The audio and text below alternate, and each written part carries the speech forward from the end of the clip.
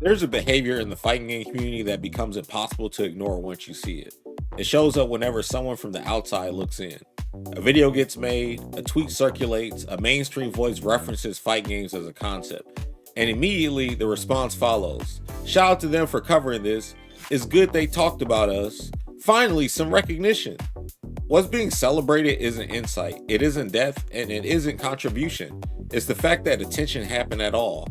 That distinction exists because confident communities don't celebrate being noticed. They assume they're worth noticing.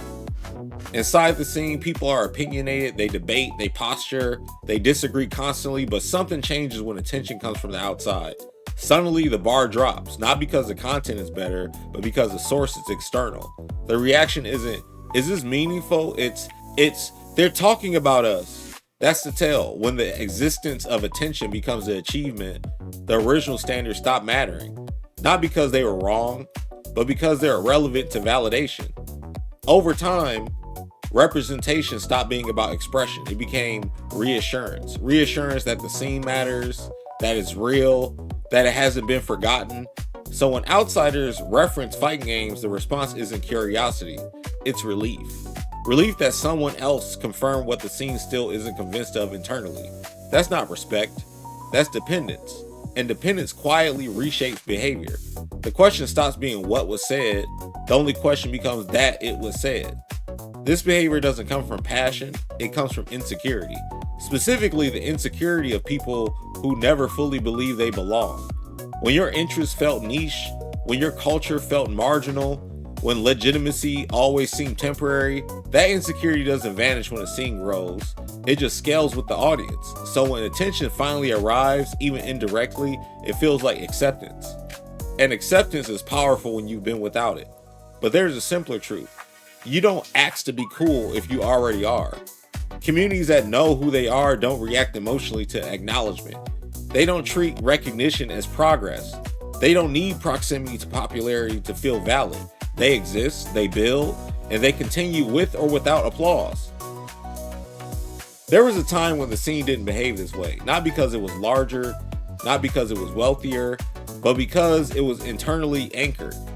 The central concern wasn't visibility, it wasn't relevance, it wasn't recognition. It was belonging to itself. People showed up because the space mattered to them, not because others noticed it. Legitimacy wasn't borrowed, it was assumed. That posture didn't require permission. And this isn't unique. Other subcultures face the same crossroads. Some waited to be accepted, others decided they didn't need to be. The ones that endured didn't chase acknowledgement, they didn't celebrate attention. They didn't perform gratitude for recognition they never asked for. They developed identity first. Presence followed later, if at all. Scenes that last stop measuring themselves by outside reaction. This is why the behavior feels corny. It's not about content, it's not about growth, it's about posture. Not pride, relief. Not confidence, hope. Hope that this time the attention will stay. Hope that this time acceptance won't disappear. And that this time the scene won't feel small again. But hope is not a foundation. Scenes built on hope are fragile. They swell when attention arrives. They shrink when it leaves. And because attention is temporary, the insecurity never resolves. This behavior reinforces itself. Attention feels good. Public acknowledgement feels affirming. Gratitude feels safe. So celebration becomes habitual and validation becomes expected. Silence becomes threatening. Eventually, attention itself becomes the metric. Not depth, not longevity, not internal strength, just acknowledgement. And once that happens, the scene begins optimizing for being seen instead of being certain.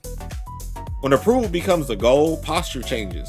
Dissent becomes uncomfortable, distance becomes hostility, indifference becomes arrogance. Anything that disrupts the feeling of acceptance gets framed as harmful. Not because it's wrong, but because it threatens the emotional reward. Scenes that rely on approval can't tolerate neutrality. They need affirmation. The cycle is simple. The scene feels small, attention arrives, the scene celebrates, it feels legitimate, briefly, attention moves on. So next time it happens, the response intensifies.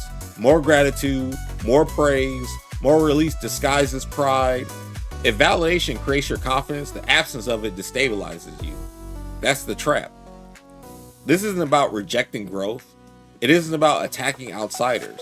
It isn't about pretending visibility doesn't matter. It's about recognizing the difference between self-worth and approval. Self-worth is stable. Approval is conditional. And scenes don't become legitimate when they're acknowledged. They become legitimate when acknowledgement stops mattering. Until then, the applause will always sound louder than the certainty behind it.